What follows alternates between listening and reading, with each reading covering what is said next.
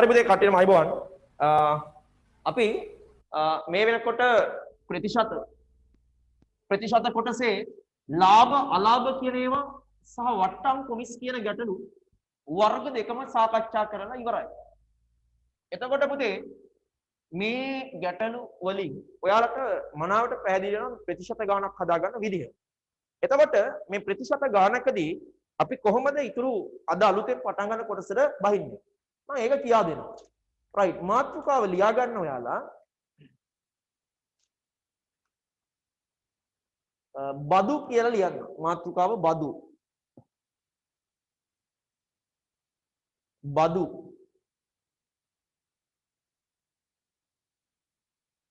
වැරදියෙන් ලියන්න එපා. බදු කියලා ලියන්න මාතෘකාව හරියට. දැන් මේ බදු වර්ග තියෙනවා කිහිපයක්. මොනවාද මේ බදු වර්ග?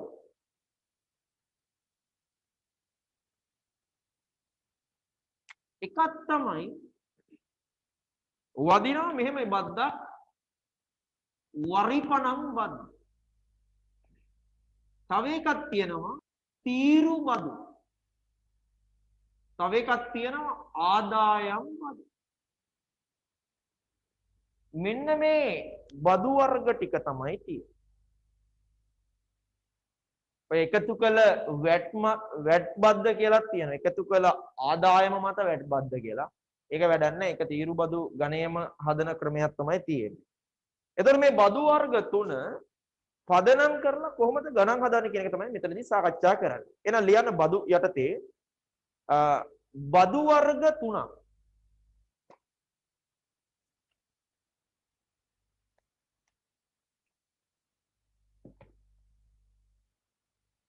මෙහිදී සාකච්ඡා කරන අතර එක වරිපණම් බද්ද, දෙක තීරු බද්ද,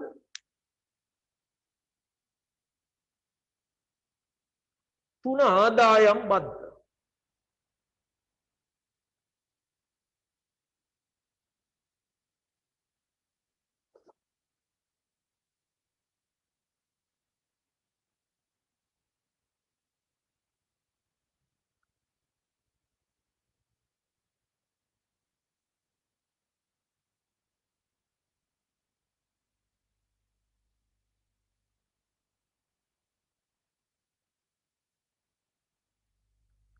හරි. දැන් මේකෙදි කොහොමද මේ වරිපණම් බද්ද කියන එක අපි සාකච්ඡා කරන්නේ? ලියන මාතෘකාව අනුමාතෘකාව කියන්නේ වරිපණම් බදු. වරිපණම් බදු.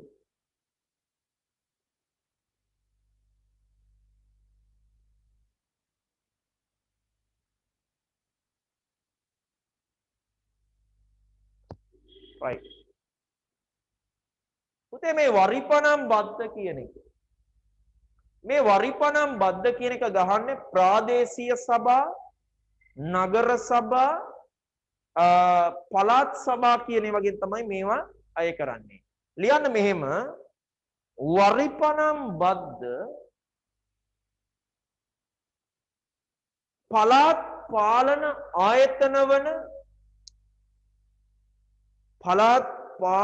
ආයතන වන ප්‍රාදේශීය සභා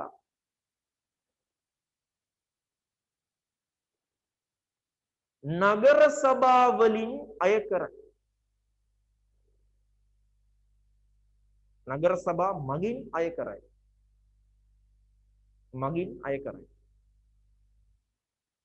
මෙහිදී විශාල බද්දක්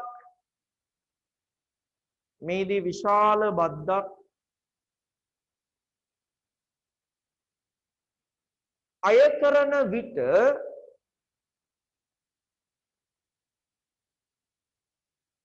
ඒවා කාර්තු ලෙස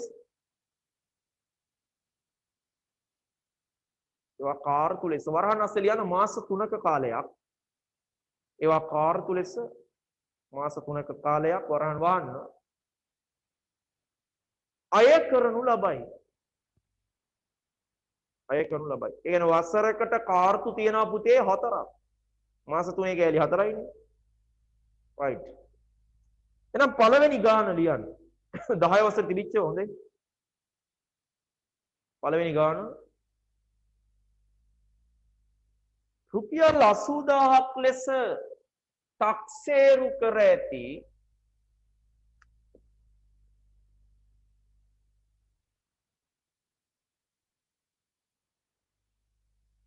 කඩකාමරයක් සඳහා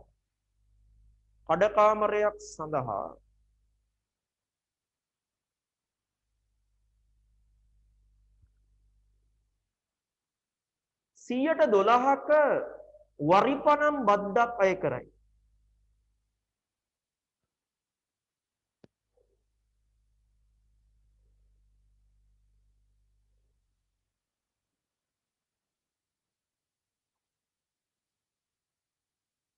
අංක 1 රෝම ඉලක්කම් වසරකට ගෙවිය යුතු වරිපනම් බද්ද සොයන්න. වසරකට ගෙවිය යුතු වරිපනම් බද්ද සොයන්න. අංක 2 කාර්තුවකට ගෙවිය යුතු වරිපනම් බද්ද සොයන්න. කාර්තුවකට ගෙවිය යුතු වරිපනම් බද්ද සොයන්න. ප්‍රශ්න දෙකක් තියෙනවා. මම පළවෙනි ප්‍රශ්නේ හොඳට කියා දෙනවා අහගන්න. ඔයාලා හදාන ක්‍රම ඇති සමහරක් විට ඉස්කෝලේ හරි මොනවා හරි ක්ලාස් වල කියා දුන්නු ඒවා සමහරක් අයට. හැබැයි මම කියා දෙන ක්‍රමයේ තුල ඔයාලට ලේසි වෙයි. නැත්නම් ඔය ගණන් මම එකිනෙකට වෙනස් කරනවා පටලැවිලි සහගත විදිහට. ගොඩක් අය හදාන්නේ 100ට 12 වැඩි කරලා 80000ට. ඒ ක්‍රමය පුළුවන් නම් හොඳයි. ඒක වෙනස් වෙන අවස්ථා තියෙනවා. ඒ නිසා ලේසිම ක්‍රමය තමයි මම කියා දෙන්නේ. මේකෙදි හදාන්න පුතේ භාණ්ඩයේ වටිනාකම මේ හරස් ගුණිත ක්‍රමය ලේසි. මේ පැත්තට වරිපනම් බද්ද 100 භාණ්ඩයකට වරිපනම් ගහනවා පුතා 12ක්. right ප්‍රියංක ප්‍රශ්නයක් ගන්න මේ ආයි කියන්න කියලා ප්‍රශ්නේ මට මතක නැහැ මම මතකෙන් දුන්නේ මෙහෙම ලියන්නකො. රුපියල් 80000ක 탁සේරු කරපු කඩකාමරයක් වරිපනම් බද්ද 100ට 12ක් අය කරනවලු. පළවෙනි ප්‍රශ්නයෙන් ඇහුවේ වසරකට අය කරන බද්ද. දෙවෙනි ප්‍රශ්නයෙන් ඇහුවා කාර්තුවකට අය කරන වටිනාකම. හරි. එහෙනම් 100 භාණ්ඩයකට වදින බද්ද 12යිලුනේ. 100ට 12යි කියන්නේ ඒකනේ. 100කින් 12ක් අය කරනවා. ඒ ප්‍රාදේශීය සභාව හෝ නගර සභාව විසින්. එහෙනම් 80000ක් භාණ්ඩයක වටිනාකම x කියලා ගන්නවා වරිපනම් බද්ද 100කට 12ක් ගන්නවා 80000කට ගන්න මුදල x කියලා ගන්නවා. මේකට හරස් ගුණිතයක් දාන්න. 100x ගෙන් වැඩි කරාම 100ix 80000 12න් වැඩි කරාම ඔන්න ඔය ගාන දෙපසම 100න් බෙදෙන. පුතේ කැපිලා ගියා. x සඳහා විසඳුමක් එනවා 812.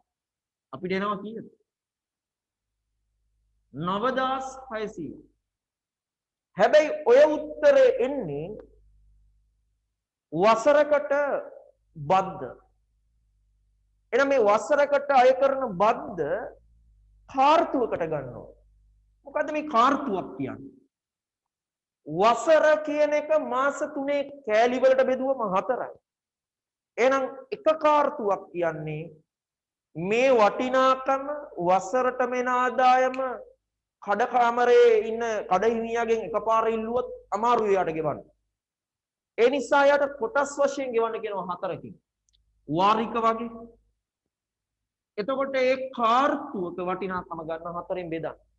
එහෙනම් 9ට 2යි 16ට 4යි උත්තරේ එනවා පුතේ කාර්තුවකට අය කරනවා 2400ක්.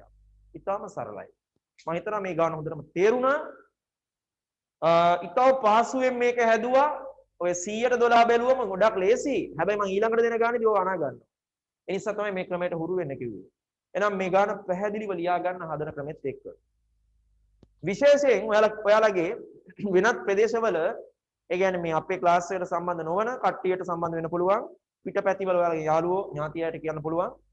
එයාලට සම්බන්ධ වෙන්න පුළුවන්. හැබැයි මට පණිවිඩයක් දෙන්න ඕන මැසේජ් එකකින් හරි මොකකින් හරි සම්බන්ධ වෙන අය මම නැත්තම් මෙතන ලිස්ට් එකෙන් ඒ අදාළ නැති අය ඉන්නවනම් පුතේ අයින් කරන්න සිද්ධ වෙනවා. මේක ලොකු වැඩපිළිවෙලක්නේ. මම හිතන්නේ සතියේ දවස් 5ක් යනවා. හරි. ඒතර අපේ කාලේ උපරිම වශයෙන් කැප කරලා මේක යන්නේ. ඒතර අනිත් දේ තමයි පුතේ සමහරක් අය මේ සම්බන්ධ වීම සිද්ධ කරනවා. හැබැයි පිට වෙනස් අයත් එන්න පුළුවන්. හැබැයි මම අර මේකෙන් බලලා ඒ කියන්නේ අප්‍රේල් වල පුතේ දැන් මේ ටියුට් වලට ඊට පස්සේ ආයතන වලට මේවට විශාල මුදලක් දෙන්න ඕන. ඉතින් ඔයාලගේ ඒ යුතුයකමත් ඉෂ්ට කරන්න මේකෙන් බල අයින් කරලා ඒක ඔයාලගේ අර සාධාරණ පැත්තත් ඔයාලා හිතන්න. ඉතින් ඒ විදිහට වැඩ පිළිවෙල යන්න ඕන. අනිත් එක තමයි පිට අය සම්බන්ධ වෙනකොට මට මෙතන දැනුමත් කිරීම කරන්න ඕන. ඒ මැසේජ් එකකින් දුන්නා නම් මම ඒතර කරන්න ඕන වැඩ පිළිවෙල ගැන කියනවා. ඉතින් ඒ හරහා ඔයාලගේ අනෙක් යාළුවන්ට පණිවිඩ දෙන්න මම හිතනවා මේ වෙනකොට අපි පාඩම් වර්ග පූර්ණය කරා ඔන්ලයින් හරහා. ඊට පස්සේ ඝනවස්තු සහ වර්ග පූර්ණය ටික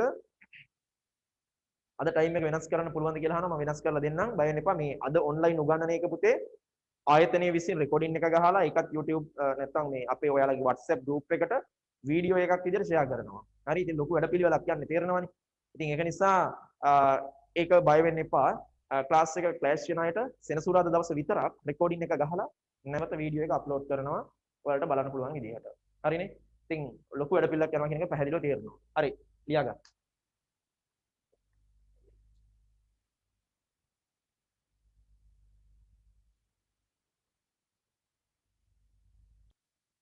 ඔව් පුතේ මේ අරගේ රුපියල් කියන එක එන්න ඕනේ. ඒක අවුලක් නෑ. යන කාර්තුවකට රුපියල් 720ක්. කාර්තුවකට රුපියල් 720ක්.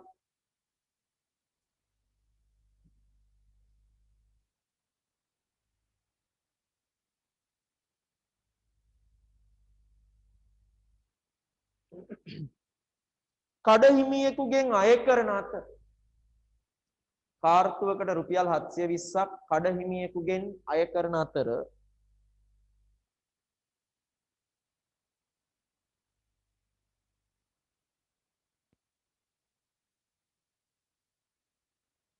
තක්සේරු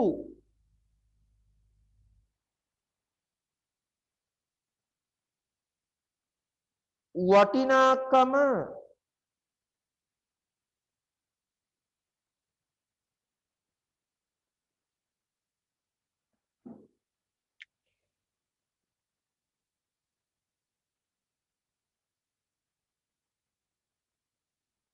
විසි හතරදාහක් වේ. රුපියල් 24000ක් වේ.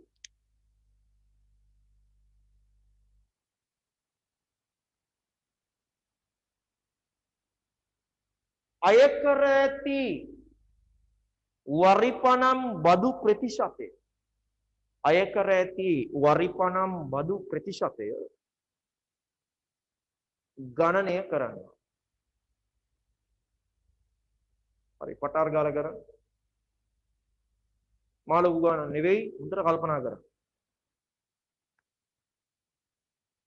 හරි මේ පොඩ බලා ගන්න චූටි ගානක් උනාට දැන් හිතන්න තියෙනවා නේ. ගාන ඉස්සරට වඩා හිතන්න තියෙනවා. දැන් කාර්තුවකට 720යි නේ. කියන්නේ එක කාර්තුවකට වර්ෂයකට හොයා ගන්න ඕනේ. ඒතර වර්ෂයකට බද්ධ පුතේ වර්ෂයකට බද්ධ ගත්තොත් 720ව 4. කාර්තුවකට 720යි මේ වගේ 4. 112 කුද උත්තරයක් දානවා තරුෂිකා බලමු අපි. 0යි 4/2ක් 8යි 4/7ක් 28යි. ඔන්න වර්ෂයකටම ගන්න බද්දේ කඩපාමයි. දැන් හරිම ලේසි. මෙන්න මේ සූත්‍රයට ගිහිල්ලා අපෙන් අහන්නේ මේ ප්‍රතිශතය අහන්නේ. වරිපනම් බදු ප්‍රතිශතය. දන්නේ නැහැ x. දැක්කද? පැත්ත මාරු කරන්න විතරයි තියෙන්නේ. මේ එන ලේසි. මම ඒකයි කිව්වේ. නැත්තම් කොහොමද ප්‍රතිශතය කට්ටිය යොදාගන්නේ අනා ගන්න හොඳට. මේ සූත්‍රයෙන් නිකම්ම හදා ගන්න පුළුවන්. එහෙනම් කවිෂ උත්තරේ දාන්න හොඳයි. මේකෙදි 100ට x වගේම මේ කඩකාමරය තක්සේරු කරලා තියෙන වටිනාකම මෙච්චරයි කියන 24000. ඒකට අය කරන වරිපනම් බද්ද 2880යි. ඒ කියන්නේ වර්ෂයකටම. ඒක තමයි මෙතනට යොදන්න ඕන පුතා. 2880යි. හරස් ගුණිතය දාන්න පැහැදිලි උත්තරේ නෝ. එහෙනම් 2880 100න් වැඩි වෙනවා වගේ මේ 24000 x ගෙන් වැඩි කරා. දෙපසම 24000න් බෙදුවොත්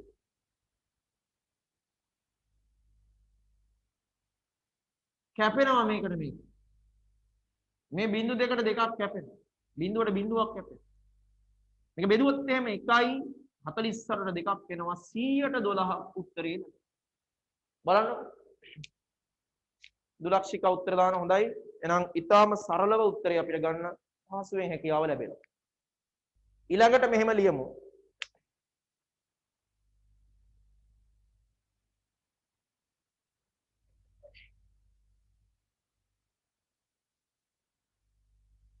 සියයට 16ක වරිපනම් බදු ප්‍රතිශතය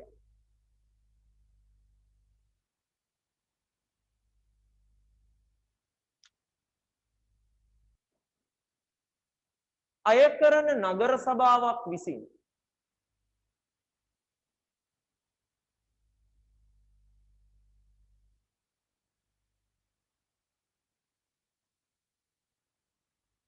කඩහිමියාගෙන්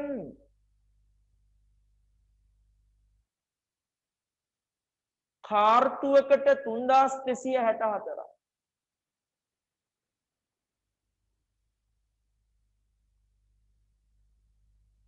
අය කරනු ලබයි.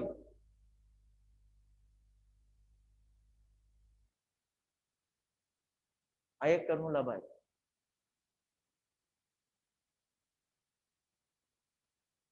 එම කඩහිමියාගේ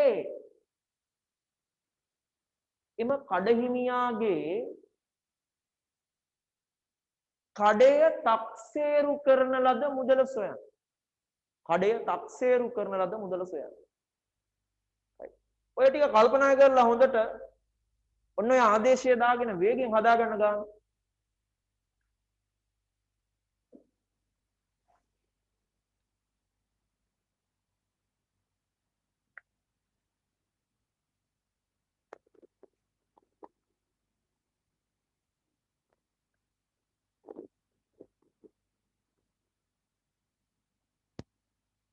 මම හිතනවා කාර්තු සංකල්පය හොඳට තේරුණා දැන්.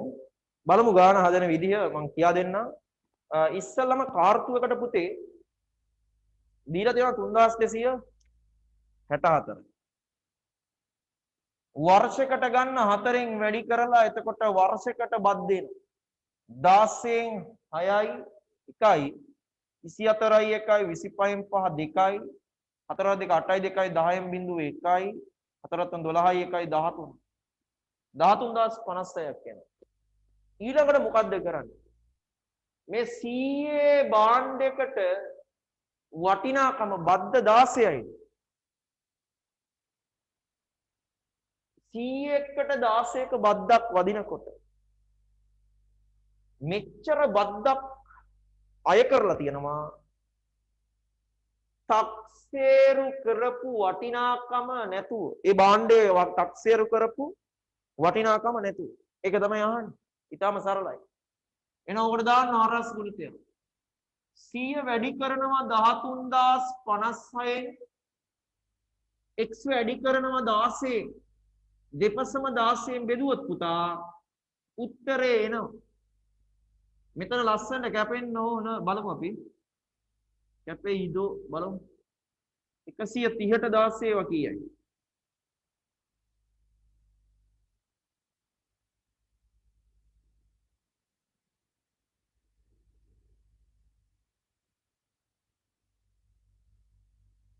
කැපෙනවා ගාන නේ 8ක් එනවා 128යි දෙකක් ඉතිරි 25ට 1යි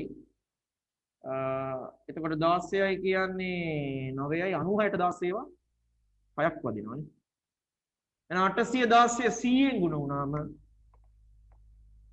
816 පස්සට බිඳු දෙකක් වදිනවා හරිනේ 81600ක් එනවා බලගු උත්තරේ හරි එහෙනම් මම හිතනවා මේ වැඩේ හොඳට තේරෙන්න ඕන. දැන් ප්‍රතිශතවල දාන තියරිය සම්පූර්ණයෙන් ක්ලෝස් කරා. හරි? ඊට පස්සේ අපි ඊළඟට යනවා වරිපණන් වලින් පස්සේ තීරු වලට. එහෙනම් ලියා ගන්න මාතෘකාව තීරුබද්ද. දැන් රජයෙන් ඔය පිට රටින් වාහන ගේනකොට ගහනනේ බද්දක් වැට් එක කියලා කියන්නේ. අන්න ඕක තමයි තීරුබද්ද. භාණ්ඩය දන්නවා අපි මෙහෙම හිතමුකෝ වාහනයක් ඔය වාහනයක් ඇල්ටෝ වාහන වගේ ගේනකොට ලක්ෂ 8ක් විතර තමයි එහෙන් දෙන්නේ භාණ්ඩේ. හැබැයි ලංකාවට ලක්ෂ 22ක් විතර වෙනවා. එතකොට ලක්ෂ 8 භාණ්ඩෙට ලක්ෂ 14ක් ගන්නවා වැට් විතරක්. අර ජපන්නුත් පුදුම වෙනවා කියලා කියනවනේ. ලංකාවේ තියෙන වැට් ප්‍රතිශතය 150ටත් පන්නලා තියෙනවා. දැන් මේ වලට 100 200නුත් එහා. ඉතින් එච්චර වැට් එකක් ගන්නවා රජය විසින්. ලක්ෂ 12ක භාණ්ඩයක් අපිට හම්බෙන්නේ ලක්ෂ 25ට විතර. ඒතර හිතා ගන්න කොහොමද කියලා තීරුබද්ද. ඉතින් මේකත් ඔය ප්‍රතිශත සිස්ටම් එකටම හදාගන්න ලේසි. හරිනේ. එහෙනම් ලියා ගන්න මාතෘකාව තීරුබදු.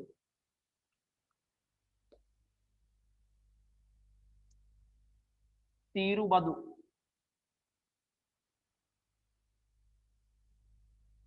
ශ්‍රී ලංකාවට විදේශීය රටවලින් ලියන්න ශ්‍රී ලංකාවට විදේශීය රටවලින්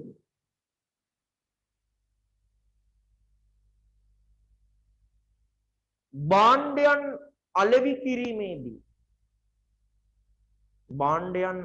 කිරීමේදී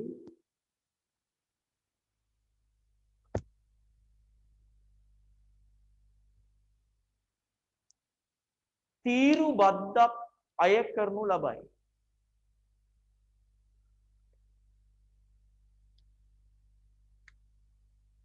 තීරුබද්දක් අය කරනු ලබයි.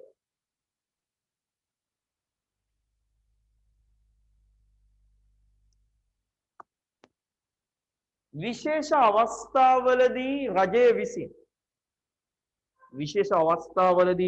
විසින්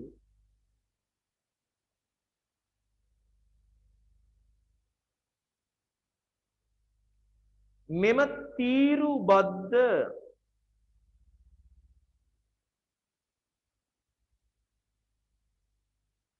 ඉවත් කිරීමද සිදු කරනු ලබයි.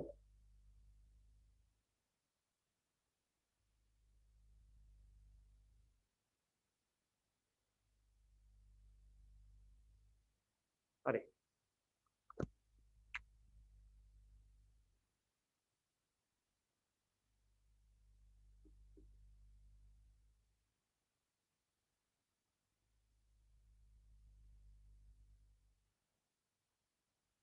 පුතේ දැන් ඔය ගවර්න්මන්ට් එකේ වැඩ කරන අය විශේෂ රාජකාරී කරන අය අපි ගත්තොත් මෙහෙම වෛද්‍යවරු, ඉංජිනේරුවෝ, ප්‍රාදේශීය ලේකම්වරු ඊට පස්සේ ඔය ඇමතිවරු ඒතර මේ විශේෂ වරප්‍රසාද ගත්තු අය භාණ්ඩ ගන්නකොට එයාලට දෙනවා මොනවද ඒකට කියන්නේ පර්මිට් දෙනවා කියලා කියන්නේ වාහනේම ගන්නකොට. ඒතර මේ පර්මිට් එකෙන් කරන්නේ බද්ද රහිතව තමයි එයාට දෙන්නේ භාණ්ඩේ. ඒ කියන්නේ බදු අයින් කරලා බද්දෙන් නිදහස් කරනවා විශේෂ වරප්‍රසාද. හරිනේ? එතකොට මෙන්න මේක ප්‍රභූවරුන්ට ලබා දෙන දෙයක්. හරිද? මැති ඇමතිවරුන්ට ඒක නම් අයින් කරත් කමන්නේ උන්ට නම්. උන්ගේ ඒක නම් පර්මිට් එක දෙන්න හොඳ නැහැ මම කියන්නේ. ඉගෙන ගත්ත මිනිස්සුන්ට දෙන්න ඕනේ. ඒ කියන්නේ දැන් ඉංජිනේරුවෝ, වෛද්‍යවරු, ඊට පස්සේ ඔය ප්‍රාදේශීය ලේකම්වරු, ඊට පස්සේ තව විශේෂ කණ්ඩායම් තව ඉන්නවා කට්ටිය. ඒ කට්ටියට මේ වරප්‍රසාද ලබා දෙනවා පර්මිට් කියන ඒවා. එතකොට මේ තීරුබද්ද අයින් කරලා තමයි භාණ්ඩය ගන්න මිල තමයි ඒක හම්බෙන්නේ. ඉතින් මේ ඕ වගේ එකක් තමයි මේ තීරුබදු වල සංකල්පය තියෙන්නේ. හරි. එහෙනම් ලියන්න පොඩි ගාණක් කියා දෙන්න. 116ක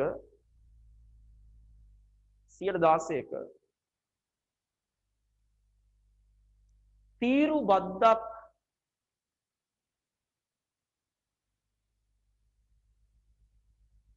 රජය විසින්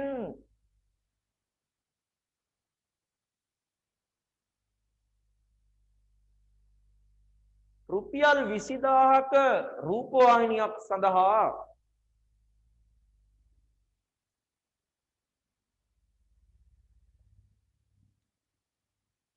අය කරනු ලබයි.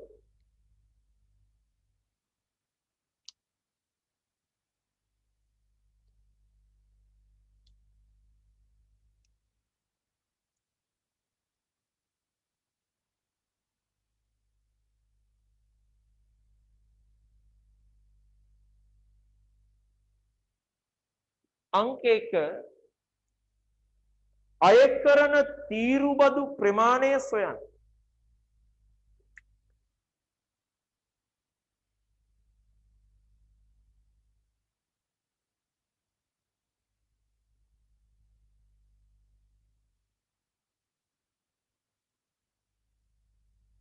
අංක 2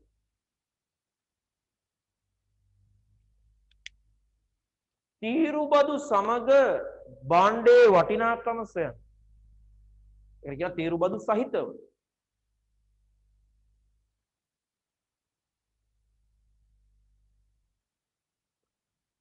භාණ්ඩයේ වටිනාකම සොයන්න.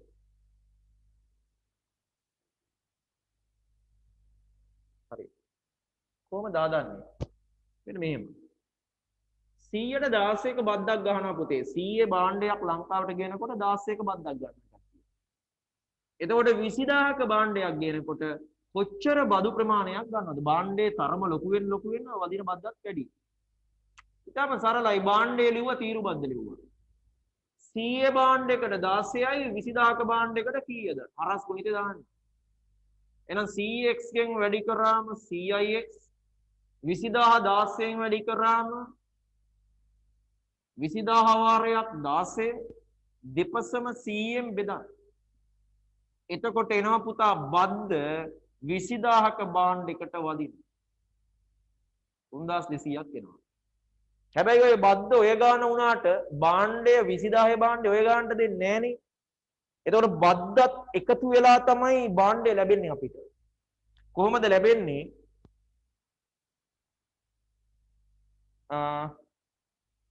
23200. ඇයි 20000ට 3200 එකතු වෙනවා. එතකොට භාණ්ඩය ලැබෙන මිල ගන්න මුදල ගන්න පුළුවන්. පොඩි දෙයක් නේ. හරි. ලියා ගන්නකො හදන ක්‍රමේ. මම ඊට පස්සේ ගානක් දෙන්නම්. හරි ලියන ගානක් මෙහෙම. හොඳට කල්පනා කරලා හදන්න.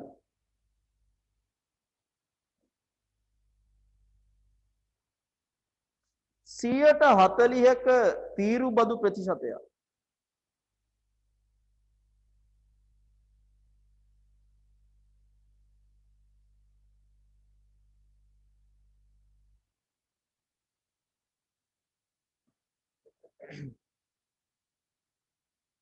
අය කරන රූපවාහිනී යන්ත්‍රයක්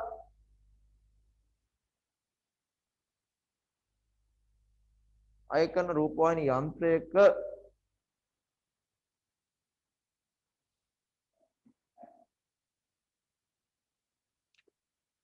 විකුණන මිල 8000ක්.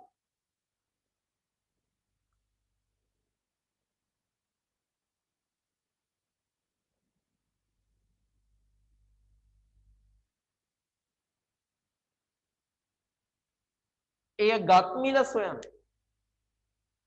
ඒ ගත් මිල සොයන්න. හරි හොඳට කල්පනා කරලා පැත්ත මාරු කරගන්න නැතුව පටාර ගාලා හදන්නකෝ. හරි. මම හිතනවා හදලා ඇති කට්ටිය. බලමු අපි භාණ්ඩයයි තීරු බද්දයි. ඕක දානවට වඩා ලේසි පුතා.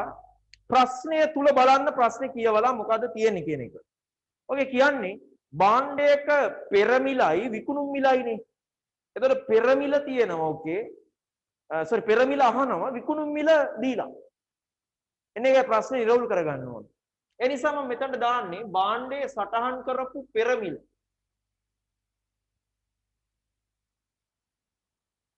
හරි?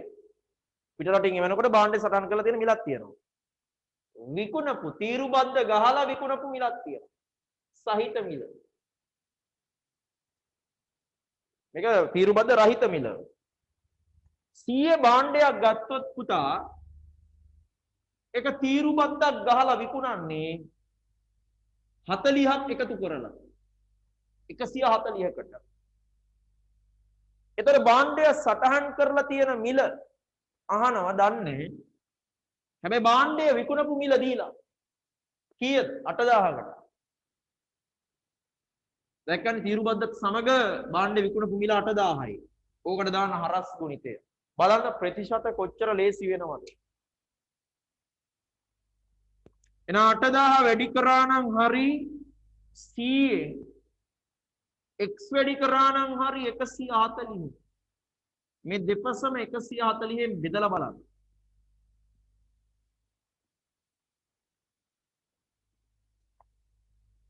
මට උත්තරේ කියන විදිය දාන්න කියන්න. 5714.28 බලන්න සුළු කරලා ඒ උත්තරේ ඔයාලා දාපු එකක්. හරි. එහෙනම් මේ වැඩේ හොඳටම තේරුණා. මේ ප්‍රතිශතය නිවැරදි ආකාරයට ලියා ගන්න ඕන. අන්න අර විදිහට.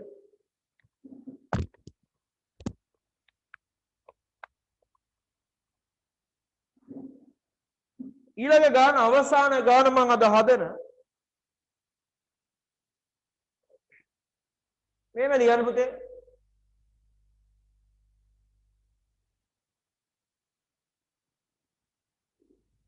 රුපියල්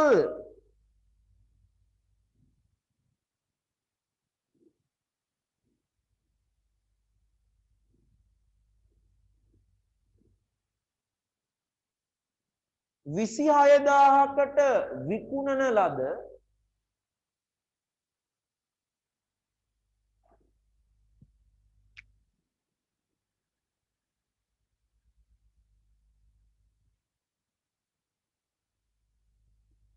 භාණ්ඩයක් සඳහා තීරුබදු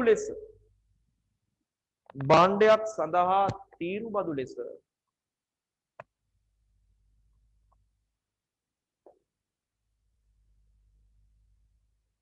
සියයට 30ක් අය කරයි නම්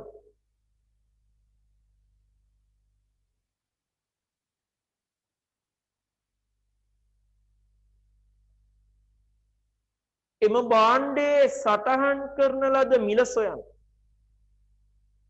එම භාණ්ඩයේ සටහන් කරන ලද මිල සොයන්න. ඔච්චරයි. ටක් ගාලා හදන්න. මේ 26000ක භාණ්ඩයක් පුතා විකුණපු මිල දීලා තියෙනවා. එතකොට මේකේ මොනවාද ගත්තු මිල තමයි අහන්නේ. පෙර සටහන් කරපු මිල 130ක බද්දක් ගහලා තියෙනවා. ඔය විදියටමයි හදන්නේ. භාණ්ඩයේ සටහන් කරපු මිල විකුණපු මිල තීරු බද්දත් එක් අපි දන්නවා 100ක භාණ්ඩයක් විකුණන්නේ තීරු බද්දක් ගාලා 130ට. හරි? මේ 26000ට තමයි විකුණලා තියෙන තීරු බද්ද ගහලා. පෙර මිල ඊට වඩා අඩුයි. බද්ද වැදුනමනේ වැඩි වෙන්නේ 100ක 130 වෙනවා. 26000ට විකුණන එක ඊට වඩා අඩු ගාණක් වෙනවා. දාන්න හරස් කරනවා. 26000 වැඩි කිරීම 100 x වැඩි කරනවා 130. දෙපසම 130න් බෙදා. මේක කැපිලා ගියා. උත්තරයක් ලැබෙනවා 26ට 13 ගොඩවල් 2යි 200 100න් වැඩි වුණාම 20000ක් එනවා. එහෙනම් උත්තරේ රුපියල් 20000යි.